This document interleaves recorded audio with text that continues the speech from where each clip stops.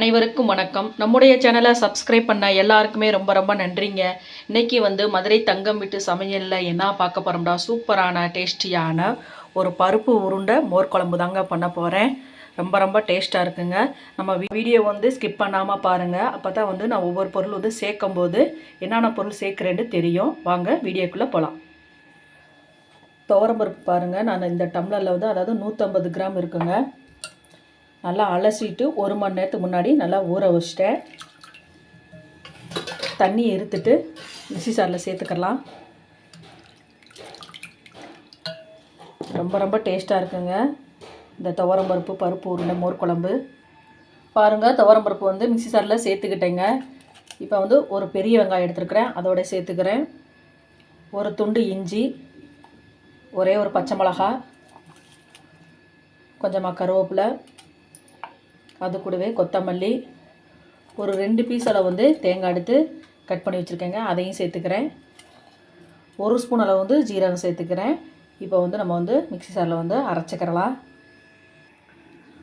பாருங்கள், இந்த மாதிரி அரைச்சிட்டு வந்துக்கிறணும். ஏன்னா அரைக்கும் போது மட்டும் தண்ணி மட்டும் சேர்க்காதீங்க. இப்படி கொஞ்சமாக ஒரு பெரிய உருண்டை அளவு தனியாக எடுத்து வச்சுக்கிறேன். இந்த சைடு இட்லி பாத்திரத்தை காய வச்சிட்டேன். கொஞ்சமாக தண்ணி ஊற்றி காய வச்சிட்டேங்க. இப்போ இட்லி பாத்திரத்தில் இந்த உருண்டை பிடிச்சி அவிக்க போகிறோம்.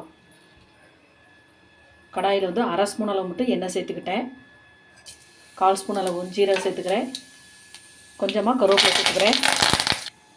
இப்போ தாளித்ததை இதில் அப்படியே கொட்டிக்கிடலாங்க.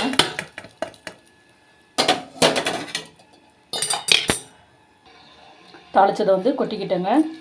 இப்போ இட்லி பாத்திரத்தில் உங்களுக்கு எந்த சைஸில் உருண்டை தேவையோ அந்த சைஸில் உருண்டை பிடிச்சி இந்த தட்டில் வச்சுக்கோங்க.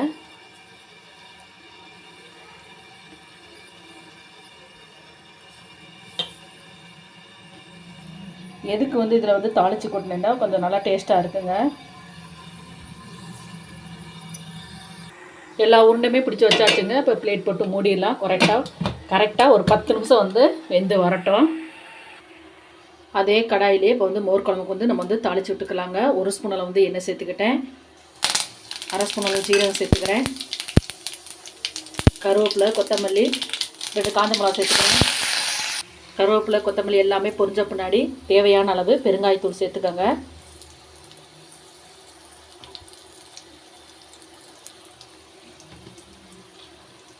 பெருங்காயத்தூள் சேர்த்த உடனே இப்போ அரைச்சி வச்சா அந்த விழுதை சேர்த்துக்கலாம். சேர்த்துட்டு நல்லா மிக்ஸ் பண்ணிக்கோங்க. இந்த குழம்புக்கு நான் துவரம்பருப்பு சேர்த்துருக்கேங்க. தேவைப்பட்டால் நீங்கள் கடலைப்பருப்போடு சேர்த்துக்கலாம், அதுவும் டேஸ்ட்டாக இருக்கும். இப்போ இந்த குழம்புக்கு தேவையான அளவு உப்பு சேர்த்துக்கிறேங்க. சப்போஸ் அந்த உருண்டைக்கு உப்பு பிடிக்கணும் அப்படின்னா அரைக்கும் போது கொஞ்சமாக உப்பு சேர்த்துக்கங்க. நான் அதில் உப்பு சேர்க்கலை. அந்த விழுதை நல்லா பச்சை வாசனை போகிற வரைக்கும் நல்லா வதக்கிக்கிறலாங்க. இப்போ மிக்ஸி ஜாரை கழுவி கொஞ்சமாக தண்ணி எடுத்து வச்சுருக்கேன், அதையும் சேர்த்துக்கிறேன்.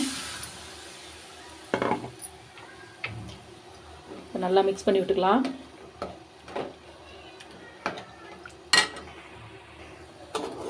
நல்லா மிக்ஸ் பண்ணி விட்டுட்டு ஒரு பிளேட் போட்டு முடியலாங்க. நல்லா கொதித்து வரட்டும்.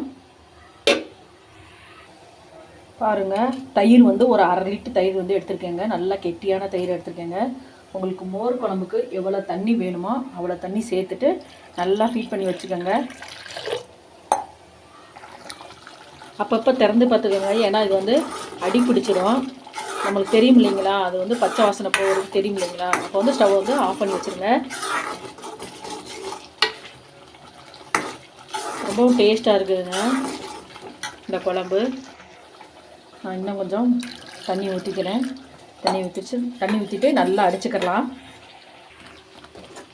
அந்த விழுதோட பச்சை வாசனை எல்லாமே போயிருச்சுங்க. இப்போ ஸ்டவ் ஆஃப் பண்ணிக்கிறேங்க. ஆஃப் பண்ணிவிட்டு இந்த விழுது அந்த கிரேவி பாருங்கள் நல்லா ஆறிடுச்சுங்க. 1/2 லெமன் எடுத்துருக்கேன், அதை பிழிஞ்சு விட்டுக்கிறேன். நல்லா புளிச்ச தயிராக இருந்தால் லெமன் சேர்க்க வேணாங்க. நல்லா மிக்ஸ் பண்ணி விட்டுக்கலாம்.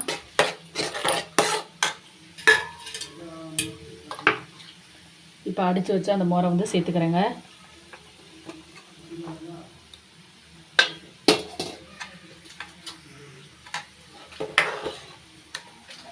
நல்லா மிக்ஸ் பண்ணி விட்டுக்கலாம். மோர் வந்து நல்லா மிக்ஸ் பண்ணிவிட்டு பாருங்கள், அந்த உருண்டையை வந்து சேர்த்துக்கலாங்க. பாருங்கள், ரொம்பவும் டேஸ்டியான பருப்பு உருண்டை மோர் குழம்பு வந்து ரெடி ஆகிடுச்சு பாருங்கள். ரொம்ப ரொம்ப டேஸ்ட்டாக இருக்குங்க. இதே மாதிரி நீங்களும் ட்ரை பண்ணி பாருங்கள். ப்ளீஸ் நம்ம சேனலை பார்க்குறவங்க நம்ம சேனலுக்கு ஆதரவு கொடுங்க. லைக் பண்ணுங்கள், ஷேர் பண்ணுங்கள், கமெண்ட் பண்ணுங்கள், சப்ஸ்கிரைப் பண்ணுங்கள். மறக்காமல் பெல் பட்டனை கிளிக் பண்ணுங்கள். நன்றி, வணக்கம்.